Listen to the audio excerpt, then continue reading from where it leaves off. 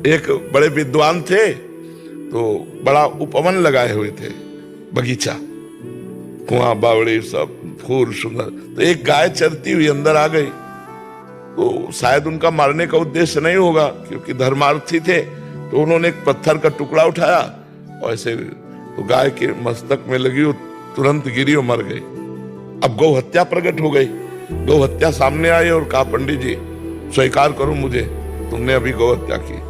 बड़े विद्वान थे, उन्होंने तुरंत, देवराज इंद्र का वास हाथ में है, जैसे चरणों में विष्णु का वास है, अलग अलग देवताओं का।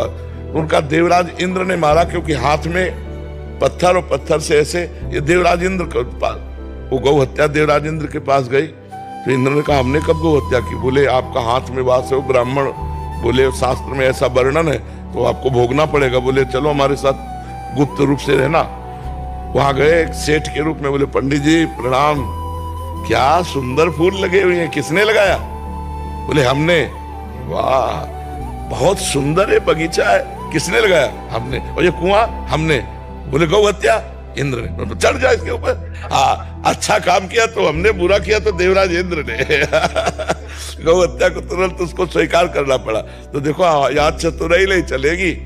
अहंकार जब तक भगवान में समर्पित नहीं होता तब तक ये बात कहने की केवल रहेगी। पाप भी भगवान की सत्ता से हो रहा, अगर मानोगे तो नरक भी भगवान की सत्ता से, डंडा भी भगवान की सत्ता से, रोग भी भगवान की सत्ता से। इसलिए होश में दो विभाग किए गए, एक पाप कर्म और एक पुण्य कर्म। पहले पुण्य कर्म करके पाप कर्मों का त्याग कर दो, फिर पुण्य कर्म में कर्ता भाव का त्याग कर दो, भगवान का नाम जप करो, भगवान की प्राप्ति हो जाएगी।